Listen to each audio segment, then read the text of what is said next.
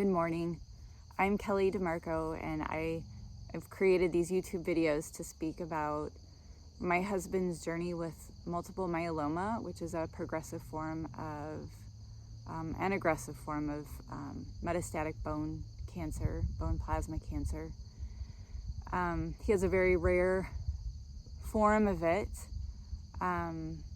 which makes treatment challenging. And he was diagnosed in June, and we're 3 months in.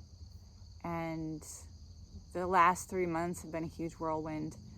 My mom has been here to kind of help us on the farm and help with our girls and help us navigate the early phase of this and just get our kind of ducks in a row here at home and on our farm. And yesterday I was feeling a whole bunch of things about her leaving. I took her to the airport, and after she left, I just cried and, just felt,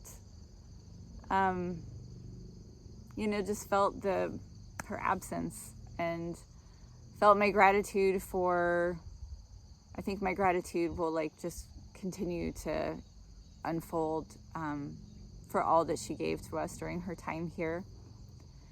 My mom is just such a tremendous selfless giver, and it really makes a huge difference when you're going through something like this to be able to just say, I need this, can you help me with that? And to have somebody just say, yes, whatever you need, yes, whatever you need. And I think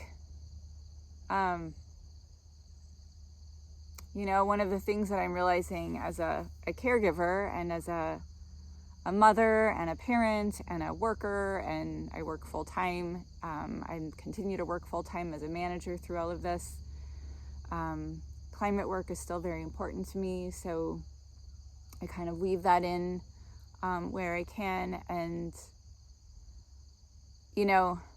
as a coach and as a therapist, I've always preached the value of saying no, so that you can say yes to other things. But I'm finding that to be all the more true right now as we navigate this crisis, that I've had to really evaluate and reevaluate everything and say no to a whole bunch of things so that I could clear space to say yes to this, to opening to cancer being in our life and in our family, and to really helping us as the matriarch of our family to just navigate this time. And as we enter into the season of fall, I'm missing my mom today. It's the first full day without her. I'm missing seeing her walk, to the chicken coop and to gather eggs and to care for our rabbits and to tend to the gardens, and just missing her presence in our family. And but I'm also acknowledging just that it's the end of a season. It's the end of the season of summer, and it's the end of the season of having her here with us. It's the end of the season of cancer being new and shocking. And it's the beginning of a new season, which is fall, and a season of, just, I think, getting our bearings in a new way. I feel like as I look back, this past summer has just been clearing and opening and clearing and adjusting and researching and learning and acclimatizing to the newness of it all. And now as our girls get ready to head into school, I've had the conversations with their teachers, with their counselors. I feel good about those conversations. I feel good about the girls being there. I've had conversations with some of the parents.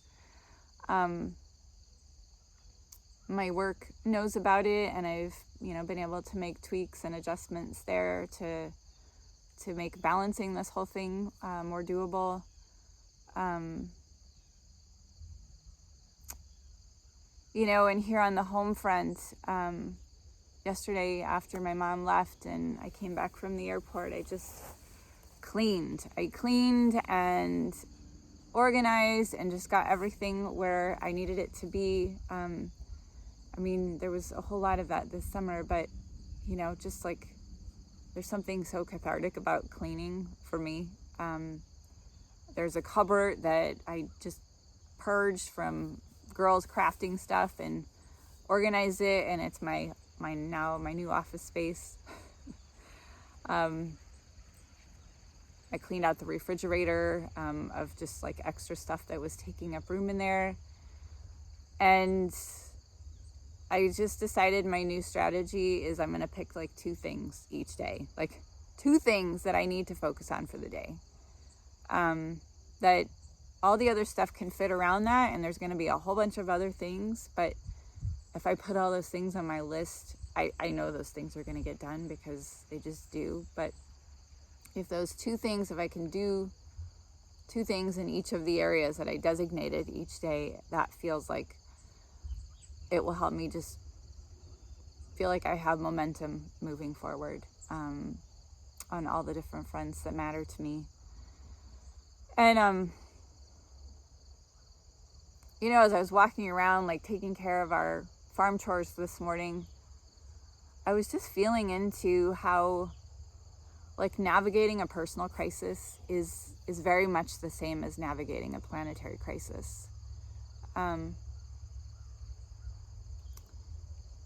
I think one of the hard things about the climate crisis is that it's, for some of us, it's still out there somewhere. It's not in our life on a day-to-day basis, in our family, in our day-to-day routines. And I think what I'm seeing about like a personal crisis like this is that it's a crisis until you adjust, until you make space for it, until you kind of come to grips with like, I can either say no to this and fight it and resist it and be mad about it, or I can say yes to it and open and make room and really know like it's not going to go away. So I'm going to have to say no to some other things so that I can say yes to this. And for me, I've known about the climate crisis and the environmental crisis for a good number of years now, and I made room for it. I don't know how that happened. I just, at the time that I learned about it, it hit in the right places in me, and I, as a healthcare, you know, somebody who strived to have a career in healthcare, I just knew in my bones, like, we're not going to have much personal health and wellness if we don't take care of it. And so I've been kind of walking that journey for a long time and found a whole bunch of ways to weave environmental activism and climate activism into my daily life. And I think that's really where a lot of people get stuck, is like, holy shit, this is so overwhelming. It's such a huge problem. It's a crisis, you know, and you start to see it, like you see the wildfires and the flooding, and you either shut off the news or you see it and you're like, I have no idea what to do about that big, gigantic problem that's out there somewhere, but my kids need me. Soccer practice is calling. Homework is calling. I've got food to get on the table. Food prices are going up, so that sucks. So I need to figure out how to balance it all. But I think that what I'm seeing in navigating this personal family crisis that we're going through with cancer is that we have to address the planetary crisis in the same way. We have to open to make room for it. We have to, treat it as a crisis for a time so that we can do our research and understand the problem and get on the internet and really like come to grips with what is this, and if it's not impacting me now, like what's the likely chance it's going to impact me in the near future, and how. And I think as we start like going down that road and reading or watching movies or videos or YouTubes or talking with people and just like really coming to grips with what it is and what the changes are that are on the horizon, it will start to like unlock something inside. And at first is going to feel like, holy shit, and this sucks, and oh my God. But I can assure you, because I have walked the journey of action and activism, that action and activism are the antidote to all of that anxiety and to experiencing it as a crisis. You know, for me, like the crisis part of it hasn't gone away, but as I've incorporated action and activism into my daily life, and really made space for it, it just feels like I'm tending the garden, I'm caring for the chickens, I'm, you know, doing the things to bring our food to the kitchen, and you know, and I might attend Zoom meetings, and you know, there's a few meetings a week that I was participating in regularly that I you know, would carve out time in the evenings for, and I've put that aside, but I want to come back to it. And engaging in action in those ways, for me, just like it was like the counterbalance to the anxiety. So as the anxiety went up, you know, I found as my action and activism went up, the anxiety would go down. And if the anxiety would creep back up, I'm like, okay, I have to figure out another way to like incorporate this into my life. So sometimes it looks like writing about my feelings. Sometimes it looks like having a conversation. Sometimes it looks like making phone calls to, you know, the people who are making decisions that run our state and our country.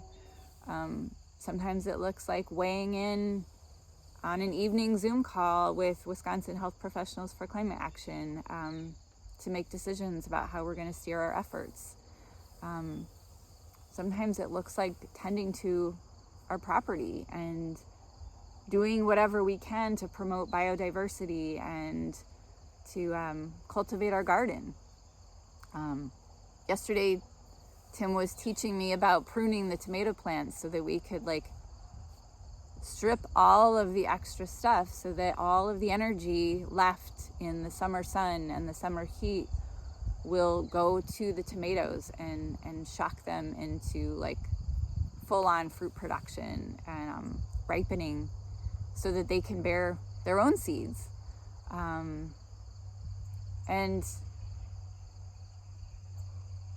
you know, as you weave it in and you figure out how to make it a part of your daily life, it doesn't feel like a crisis anymore. It just feels like a new way of living. And for me, it feels like a more settled way of living. So I think that's my message for today really is just like, whatever the crisis is, you know, if it is indeed a crisis, sometimes we make crises out of things that are, you know, we're dramatizing, but I've been there, my kids have been there. But when it's a real crisis, we have to make room for it. Like life has given us no other option. And so to not make room for it just like prolongs the pain. And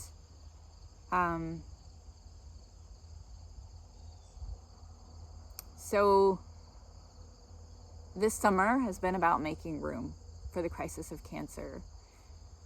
And now it's here, it's with us, it's a part of our everyday, it's a part of our every decision, it's a part of waking up and going to sleep, it's a part of how we prepare meals and eat meals, it's a part of really how we choose to spend our time together. But while I wouldn't have chosen it, I say yes to opening to it. I say yes to like being available to it in all of the ways that I can.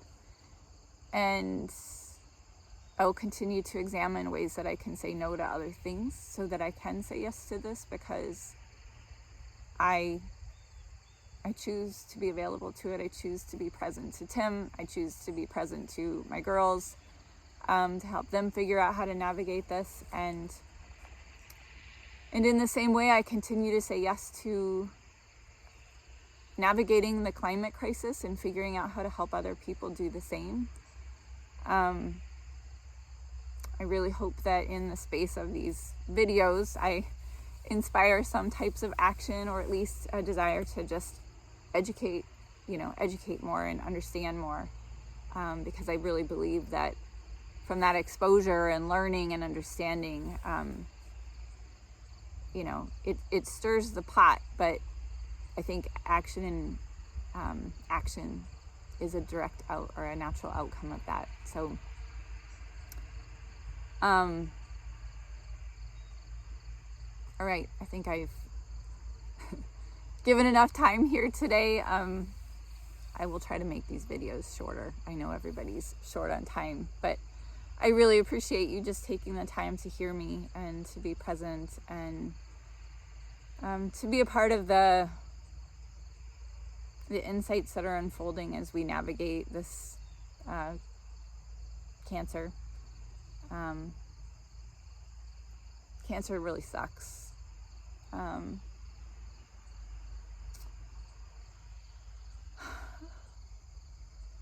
But I believe we're here to learn. I believe we're on this planet to learn and to stretch and to become better versions of ourselves. So I do believe that that's happening as a result of going through this. So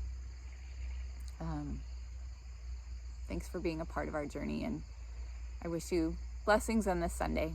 Peace.